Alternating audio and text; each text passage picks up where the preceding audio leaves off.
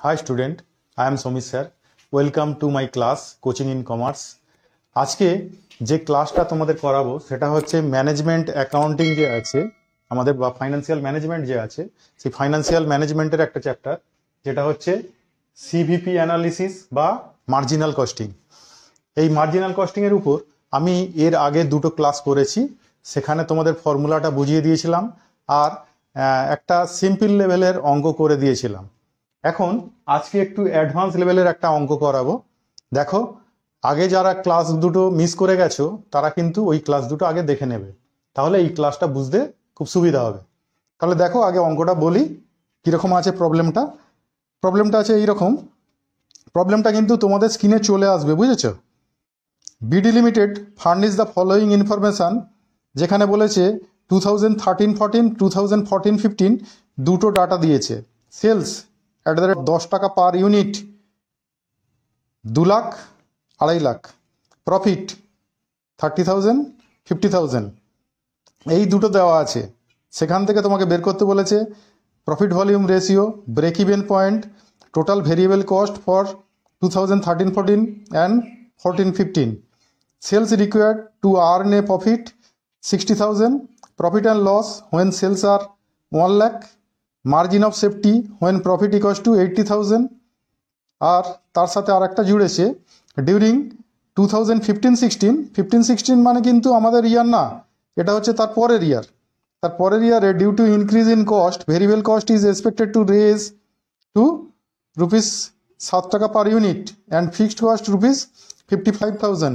If selling price can not be increased, what will be the amount of sales to maintain the same rate of profit as 2014-15? এই মোট question আছে। এই total কোশ্চেনটা যদি আমি answer করি তাহলে দেখবে পুরো এই মার্জিনাল কস্টিংয়ের উপর একটা ফুল কনসেপ্ট তোমাদের চলে আসবে। তাহলে এই অঙ্কটা ভালো করে দেখবে, এটা থেকে কিন্তু তোমাদের ফুল কনসেপ্ট এসে যাবে আশা করছি।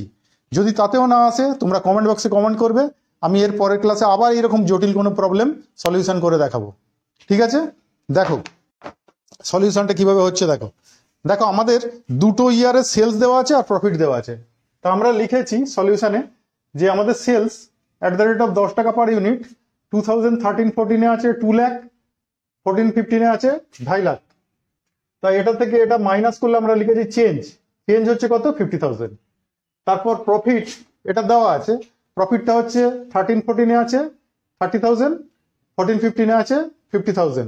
তাহলে সেখান থেকে আমরা দেখছি ওখান থেকে আমাদের চেঞ্জ আছে কত, 20,000। তাহলে আমাদের পিভি রেশিও যদি বের করতে দেয়, পিভি রেশিওর তো একটা ফর্মুলা ছিল change in profit by change in sales into 100।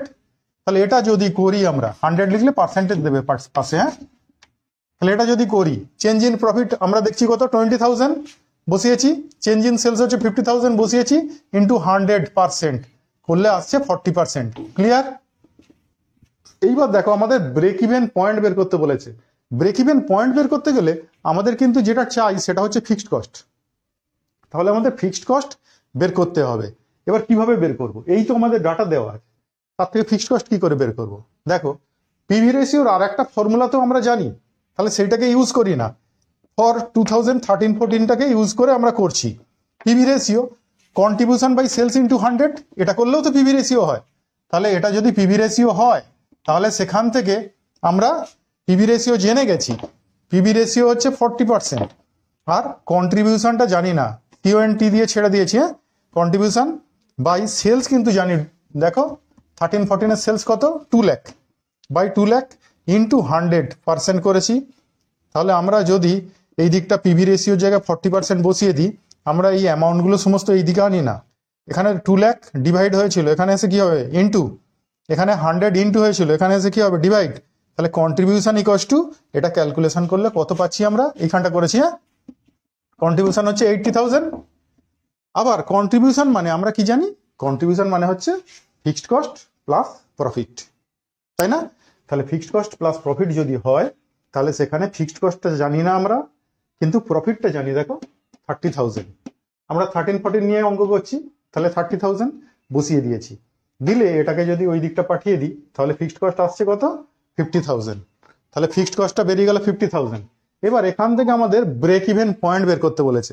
তাহলে ব্রেক ইভেন পয়েন্ট মানে আমরা তো জানি fixed cost by PV ratio, তাহলে করে দিলেই তো হবে। তাহলে সেকেন্ড কোশ্চেনের আনসার হয়ে যাবে। ঠিক আছে, তাহলে একটু মুছছি উপরটা। আচ্ছা দেখো, সেকেন্ড কোশ্চেন করেছে ওরা ব্রেক ইভেন পয়েন্ট বের করতে বলেছে। আচ্ছা, ব্রেক ইভেন পয়েন্ট যদি বের করি, আমাদের ব্রেক ইভেন পয়েন্টের ফর্মুলা হচ্ছে, আমরা যদি ভ্যালুতে বের করি fixed cost by PV ratio, তাহলে fixed cost by PV ratio যদি করি, আমাদের ফিক্সড কস্ট বের করেছি আমরা কত, 50,000 বাই 40%। পার্সেন্টেজ মানে আমরা কি জানি, 40/100।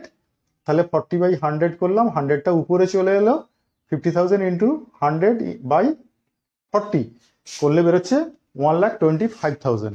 ঠিক আছে, এবার এটাকে যদি তুমি বলো আমি ইউনিটে করব, 10 টাকা পার ইউনিট সেলিং প্রাইস, তো তাহলে ইউনিটে হলে কত হবে, 12,500।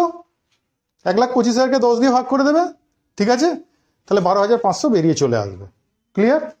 এইবারে বলেছে কোশ্চেন নাম্বার সিতে জিজ্ঞাসা করেছে যে তোমার দুটো ইয়ারেরই ভেরিয়েবল কস্ট কত হবে। দেখো, আমরা বের করেছি PV ratio equals to 40%। PV ratio মানে জানিয়ে কন্ট্রিবিউশনের সঙ্গে সেলসের রেশিও।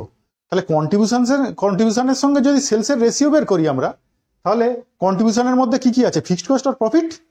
তাহলে ফিক্সড কস্ট আর প্রফিট, তার সঙ্গে সেলসের রেশিও, তাহলে বাকিটা কি, বাকিটা পড়ে আছে কি, ভেরিয়েবল কস্ট।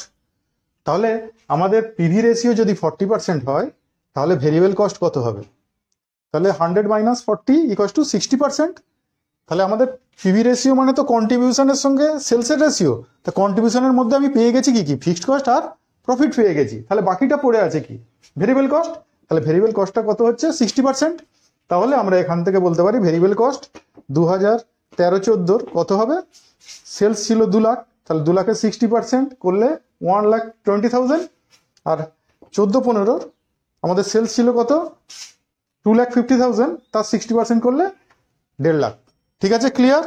এবার নেক্সট ওর পরের কোশ্চেন।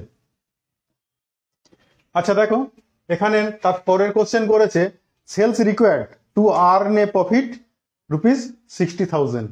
তাহলে 60,000 প্রফিট করতে গেলে আমাদের কতটা সেলস করতে হবে। আচ্ছা, আমরা তো প্রফিট জেনে গেছি 60,000, তাহলে ওর সঙ্গে যদি ফিক্সড কস্ট অ্যাড করি, তাহলে ফিক্সড কস্ট প্রফিটের সঙ্গে অ্যাড করলে আমরা কি পাই, কন্ট্রিবিউশন।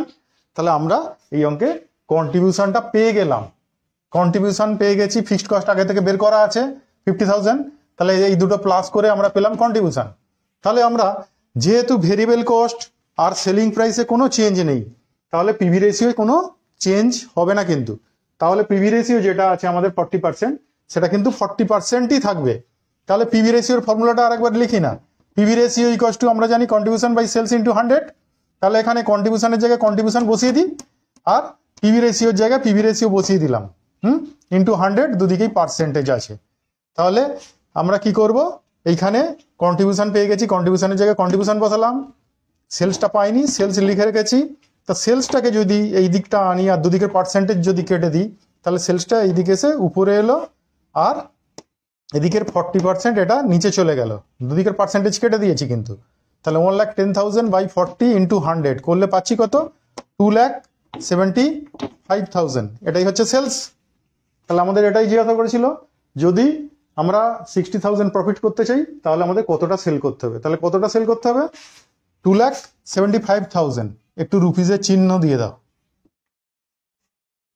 ঠিক আছে, তাহলে 2,75,000 হচ্ছে আমাদের সেল করলে আমরা 60,000 প্রফিট করতে পারবো। ঠিক আছে, নেক্সট কোশ্চেন। আচ্ছা দেখো, এখানে নেক্সট কোশ্চেন করেছে profit and loss when sales equal to 1 lakh. Sales যদি 1 লাখ হয়, তাহলে প্রফিট অ্যান্ড লস কত। তাহলে আমরা লিখে নিই না, when sales equal to 1 lakh. তাহলে সেলস যদি 1 লাখ হয়, তাহলে আমরা তো জানি ভেরিয়েবল কস্ট কত, 60%, কিছুটা আগেই বের করেছি। তাহলে ভেরিয়েবল কস্ট, যেহেতু আমাদের পিভি রেশিও 40%, তাহলে ভেরিয়েবল কস্ট কত, 60% ন্যাচারালি। তাহলে ভেরিয়েবল কস্ট 60%, মানে 1 লাখের 60% কত করলাম, 60,000। তাহলে কন্ট্রিবিউশন কতটা আসবে, তাহলে ওটা মাইনাস করলে 40,000। তাহলে এর থেকে লেস ফিক্সড কস্ট যদি বাদ দিই, তাহলে লেস ফিক্সড কস্ট হচ্ছে 50,000। তাহলে 50,000 বাদ দিলে আমরা পাচ্ছি কি, মাইনাস ফিগারে 10,000। তাহলে মাইনাস ফিগারে 10,000 মানে কি, আমাদের এটা হচ্ছে লস। তাহলে লস অন সেল হচ্ছে 10,000। ঠিক আছে, চলো নেক্সট কোশ্চেন। আচ্ছা দেখো, এখানে নেক্সট কোশ্চেনে বলেছে margin of safety when profit equals to 80,000। তাহলে প্রফিট যদি দেওয়া থাকে, আমাদের পিভি রেশিও আমরা পেয়ে গেছি, তো তাহলে মার্জিন অফ সেফটির ফর্মুলা কি? Margin of safety equals to profit by PV ratio. তাহলে প্রফিট আছে কত? 80,000। তাহলে 80,000 আর পিভি রেশিও জানি 40%, তাহলে প্রফিট বাই 40% করে দিয়েছি। তাহলে 80,000 বাই 40% করলে আমরা পার্সেন্টেজ থাকলে জানি কি বাই 100 করতে হয় পার্সেন্টেজকে তুলতে গেলে। তাহলে বাই 100 করেছি, তাহলে 100টা কি হয়েছে? উপরে উঠে গেছে, উঠে গিয়ে এখানে কাটাকুটি করে আমরা পেয়েছি কত? 2 লাখ। তাহলে মার্জিন অফ সেফটি 2 লাখ। চলো নেক্সট কোশ্চেন দেখো। নেক্সট কোশ্চেন এটা একটু অন্যরকম আছে, একটু জটিল আছে, ভালো করে দেখবে। ফর 2015-16 মানে যে ইয়ারটা কিন্তু আমাদের এখানে দেওয়া নেই, আমাদের এখানে দেওয়া ছিল 13-14 আর 14-15। এখানে বলেছে for 2015-16 variable cost increase to rupees 7 and fixed cost increase to rupees 55,000 আর প্রফিট অ্যাজ পার 2014-15। তাহলে 2014-15 এ প্রফিট কত ছিল? 50,000। তাহলে বলেছে সেলস ইকুয়ালস টু কত? তাহলে সেলসটা বের করতে হবে। তাহলে দেখো, আমি এখানে ফিক্সড কস্ট পেয়ে গেছি, তাহলে ফিক্সড কস্ট বসিয়ে দিলাম 55,000। প্রফিট পেয়ে গেছি কত? 50,000। তাহলে টোটাল কন্ট্রিবিউশন কত? তাহলে দিস প্লাস দিস, তাহলে কন্ট্রিবিউশন পেলাম কত? 1,05,000। আবার আমাদের এখানে বলে দিয়েছে একটা কথা, যেটা আমি লিখিনি এখানে, তোমরা কোশ্চেনে পেয়ে যাবে যখন কোশ্চেনটা দেখবে। সেখানে বলেছে সেলিং প্রাইস রিমেন আনচেঞ্জ। তাহলে সেলিং প্রাইস যদি আনচেঞ্জ থাকে, তাহলে সেলিং প্রাইস আমাদের কত ছিল? 10 টাকা। তাহলে সেলস পার ইউনিট বলছি 10 টাকা, কিন্তু ভেরিয়েবল কস্ট কত বলেছে? 7 টাকা।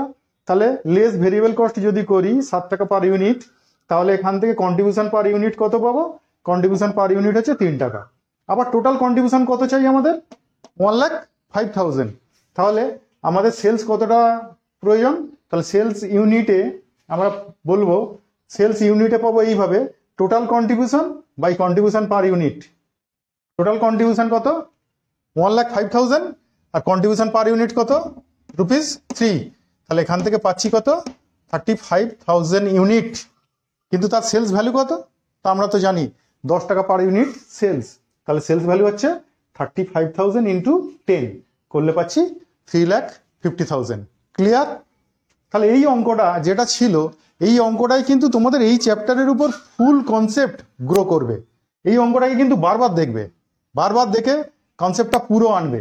আর এটা যদি মোটামুটি তোমরা নিজেরা না দেখে করতে পারো, তাহলে কিন্তু তোমরা শিখে যাবে, এই চ্যাপ্টারের উপর ফুল কনসেপ্ট তৈরি হয়ে যাবে। ঠিক আছে? এরপর যদি মনে হয় এরপরেও তোমাদের কনসেপ্ট ক্লিয়ার করতে মানে আরো অঙ্কের প্রয়োজন, তাহলে তোমরা আমাকে মেসেজ করো, তোমরা কমেন্টস করো, তাহলে আমি আবার একটা ক্লাস দেবো এইরকম কোনো জটিল অঙ্ক সলিউশন করে দিয়ে। তাহলে আজকের মতো টাটা।